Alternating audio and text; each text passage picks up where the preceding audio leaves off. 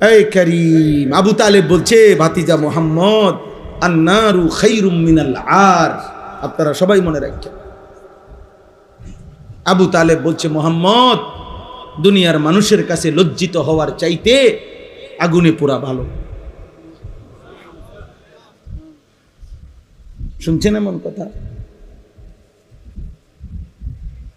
আন্নারু খায়রুম মিনাল আর, কিতাবের আবার বলছে, মুহাম্মদ, প্রয়োজনে জাহান্নামের আগুনে পুড়ব, কিন্তু সমাজের মানুষের কাছে বেজ্জতি হতে পারতাম না। অসংখ্য বাবা মার হিসাব তো এটা। 3 দিন ধরে বিয়া বাড়িতে ডেকসেট বাজতে আছে। এবারটার কথা হইল, প্রয়োজনে হাসরের ময়দানে জাহান্নামের আগুনে পুড়মু, কিন্তু জিফুত নায়নাতুরের কাছে বেজ্জতি হতে পারতাম না। ফুলাইনে শখ করছে। ফুলাইনে কি করছে? ফুলাইনে শখ করছে। হ্যাঁ, বেটা বেডি এক প্যান্ডেলে খাওয়াইতে আছে। ও গুণা হইব তো, ও অক গুণা, কিতা করণ যাইবার, হয়তো কিছু পিঠা খাওয়ান লাগবো কবরে, কিন্তু বেজ্জুতি থেকে তো বাঁচলাম। গ্রামে বেজ্জুতি হয়েছে না হেবড়া, মানুষে হেবড়ার একটা আলগি দিয়া টাঙ্গাইয়ে থুইছে ইজ্জত দিয়া। বুঝেন নাই কথা? হ্যাঁ, মানুষের কাছে যাতে বেজ্জুতি না হয়, এই জন্য গুণাটাকে কি করে নিছে? মেনে নিছে। কথা বোঝেন নাই? একটা হাইয়েস্ট, এটার ভিতরে বেড়া বেড়ি ফুলা মাইয়া, হ্যাঁ, চাপ দিয়ে বইয়ে লাও। মাত্র 10 কিলোমিটারের পথ, এত ফর্দা ফুর্দা পোহাইও না, এত এত এত জমিদারি করো না, বইয়া লাও বেড়া বেড়ি এক লগে, যে জান দিয়ে জায়গা পাও বইয়া লাও। এটা জায়েজ হয়ে গেল? এটা 2 কিলোমিটার হইলে এটা জায়েজ, 10 কিলোমিটার পথ কম হইলে বেড়া বেড়ি এক লগে বইন জায়েজ নাকি? বিয়ার রাত, বিয়া বাড়ি, আপনার স্বাস্থ্য বোন, জ্যাঠতো ভাই, ভাই বোন, ছোট ছোট বাচ্চা 10 বছর 12 বছরের, মনে করেন সব দিদি একখান দিয়ে হতাই দিছে, হুইতালা সবাই একটা একটা বালিশ দিয়ে দিয়ে সবাই সবাই শুইয়া লাইল এক লগে। এটা হালাল না হারাম? তো এই এত দিকে গুনাহ করে এরপরে শেষ সমস্ত নাফরমানি কমপ্লিট করিয়া এরপরে ইমাম সাহেবের কাছে দায়িত্ব, হুজুর খাস করে কদ্দুর দোয়া করে দেন, আল্লাহ যেন কদ্দুর সুখে রাখে, আল্লাহ যেন এই 70,000 টাকার যে বিয়ার গেটটা, আল্লাহ যেন এটা বরকত দেয়। গায়ে হলুদের যে অনুষ্ঠানে বেড়া বেড়ি নাচছে, আল্লাহ যেন এটা বরকত দেয়। পুরাটা অনুষ্ঠান যে ভিডিও করছে, আল্লাহ যেন এটার মধ্যে বরকত দেয়। বেড়া বেড়ি যে একই হাইয়েসের মধ্যে সাইপ্পা বইছে, আল্লাহ যেন এটার মধ্যে বরকত দেয়। হ্যাঁ, দিব, যা দিবার দিব, আপনি টের পাইবেন, রোদ উঠলেই বুঝবেন। বুঝেন নাই? আস্তাগফিরুল্লাহ, আস্তাগফিরুল্লাহ, বলেন নাউজুবিল্লাহ, বলেন নাউজুবিল্লাহ। মুসলমান মনে রাখবেন আমার শেষ কথা, চোখ বন্ধ করলে ঝড় থামে না, মাথা নোয়ায়া ফেললে ঝড় থামে না। ওট পাখির স্বভাব, তুফান দেখলে বালুর মধ্যে মাথা ঢুকায়। চামচিকার স্বভাব, বাদুরের স্বভাব, আলো ফুটলে মাথা নিচের দিকে দিয়া চোখ বন্ধ করে রাখে। তার মানে সে বুঝাইতে চায় আলো আসে নাই, না আলো আসছে, তুমি মাথা নোয়া এলাইছো। আর এই জন্য আপনি যদি বলেন আমি বুঝি নাই, চোখ বন্ধ করে যদি আপনি কোন তুফান নাই, না তুফান ঠিকই আসতেছে, আপনি চোখ বন্ধ করে রাখছেন, তা আপনি বুড়া মানুষ, গ্রামের মানুষ, বুঝি নাই, বা ও এখনকার যুগ এরকম, আগের মতো সাফাসাফি করলে হইতো না, এই সব কিছু বললেই কবরের আযাব মাফ হয়ে যাবে, জাহান্নামের আযাব মাফ হয়ে যাবে। খোদার কসম এটা হবে না। ইমাম সাহেব আর মুক্তা দিয়ে, মুসল্লি আর হুজুরে, পাবলিকে আর জনগণে আমরা একত্র হইয়া গেলে কবরের আযাব মাফ হবে না। আমনে উনি আমারে কইলো, আমি ইমাম সাহেবরে কইলেন, আমনে হুজুর বুঝেন তো অন কি আর এই যুগ আসেনি?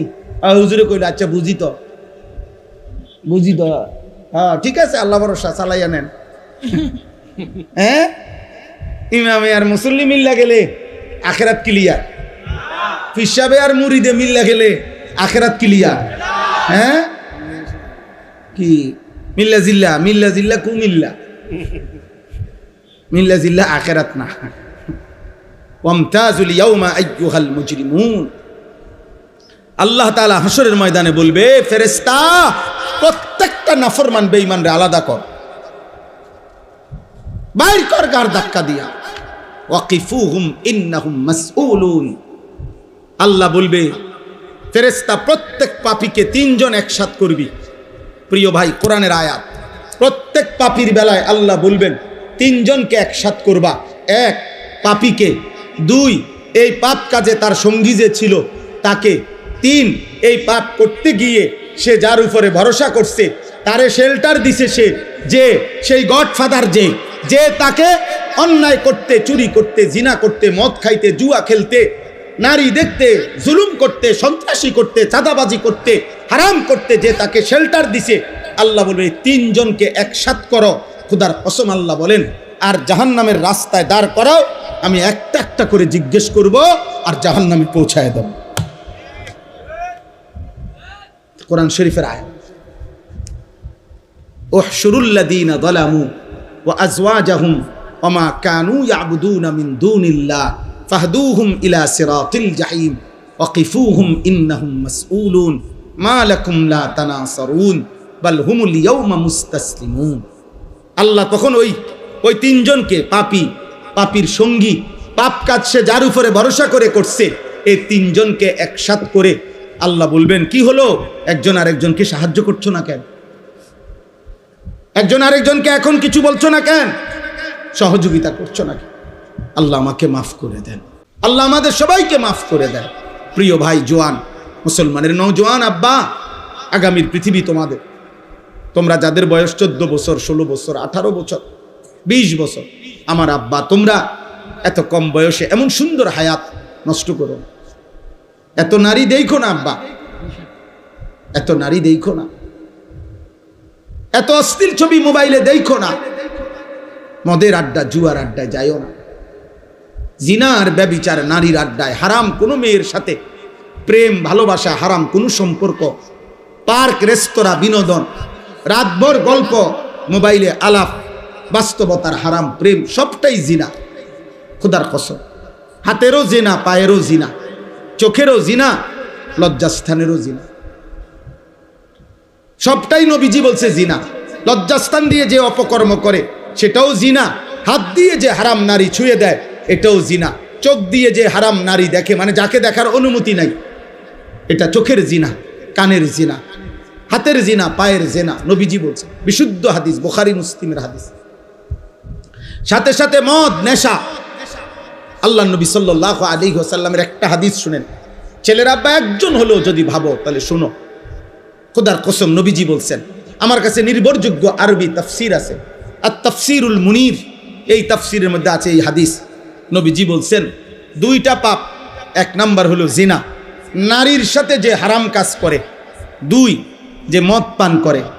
মান জানা ওয়া শারিবাল খামরা, নেশা, মদ, নেশা, মদখোর, নেশাখোর, যে ফুট্টাখোর, বাবাখোর, গাঁজাখোর, ইয়াবাখোর, হারামখোর,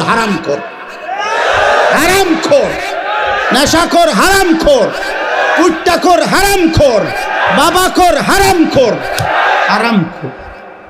আল্লাহ নবী বলে, যে বেবিচার করে এবং মদ পান, নেশা করে, খোদার কসম নবী বলে, নাজা আল্লাহু মিন কলবিহিল ঈমান, আল্লাহ তাআলা ওই পাপের সময় আল্লাহ তাআলা তার কলিজার থেকে ঈমানটা টেনে খুলে ফেলে। কসম খোদার, এই কোরআন হাতে বলে, নাজা আল্লাহু মিন কলবিহিল ঈমান কামা ইয়াখলাউল ইনসানু আল কামিসা মিন রাসিহি। নবীজি বলেন, মানুষ যেমন তার গায়ের জামা খুলে ফেলে, ঠিক তেমনি ভাবে আল্লাহ তাআলা নেশাখোর আর নারীর সাথে যে অপকর্ম করে তার কলিজার থেকে ঈমান এভাবে খুলে ফেলে। কি সাংঘাতিক কথা বলো। এই ব্যভিচারীকে আল্লাহ যেন বলে, এদিকে ওয়েট, কই যাচ্ছ? বেডি দেখবা? উলঙ্গ ছবি, নর্তকী, জিনা, ব্যভিচার, হারাম নারীর আড্ডায়, ওয়েট 1 মিনিট। আল্লাহ যেন ডাক দিয়ে বলে, দাঁড়াও, আমার ঈমান আমারে দিয়া যাও, যা এবার বেঈমান যা।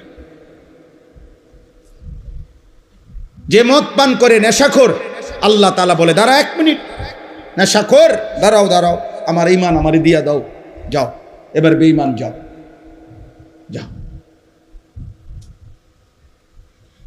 নবীজির একজন বিখ্যাত সাহাবী ছিল আবু দারদা। সাহাবাদের মধ্যে সবচেয়ে বেশি ইবাদত করতেন যিনি, আবু দারদা। সাইয়্যিদুজ জুহাদ, দুনিয়া বিমুখ আখিরাতমুখী সাহাবাদের মধ্যে যিনি সর্দার ছিলেন, ওনার নাম ছিল আবু দারদা রাদিয়াল্লাহু তাআলা। নবীজি ওনাকে 3টা ওসিয়ত করছিলেন। উনি নিজে বলছে, আমার বন্ধু আমার নবী আমাকে 3টা ওসিয়ত করছে।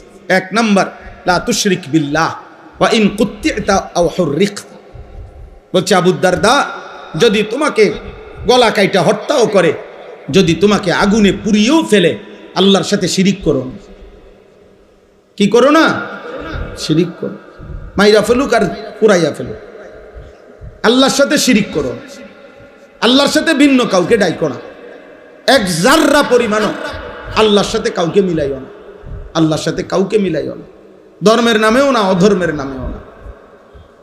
কোনো চাওয়া পাওয়া পূরণ হওয়ার জন্য পৃথিবীর কারো কাছে আল্লাহর সমকক্ষ মনে করে চেও না। মাখলুকের কাছে চাওয়া যায় না, চাইতে হয় শুধু কার কাছে? আল্লাহর কাছে। আল্লাহর কাছে। আল্লাহ আমাদেরকে বুঝার তৌফিক দান করেন। 2 নাম্বার, লা তাতরুকিস সালাতা মুতাআম্মিদান মাকতুবাতান। কোন ফরজ নামাজ, ফজর, জোহর, আসর, মাগরিব, ইশা, জুমা, এরকম ফরজ নামাজ নবীজি বলছে ইচ্ছে করে ছেড়ে দিও না। ফামান তারাকাহা ফাকাদ কাফারা। যে ইচ্ছে করে ফরজ নামাজ ছেড়ে দেয়, মনে রেখো সে যেন কাফিরি হলো। 3 নাম্বার, লা তাশরাবিল খামরা। মদ পান করো না। ফা ইন্নাহা মিফতাহু কুল্লি শার। কেননা মদ, নেশা সমস্ত পাপের চাবি। মদখোর যে নেশা করে সে নারী লুবি, সে জুয়া খেলে। যেখানে মদের আড্ডা সেখানে গানের আড্ডা, যেখানে গানের আড্ডা সেখানে নারীর আড্ডা।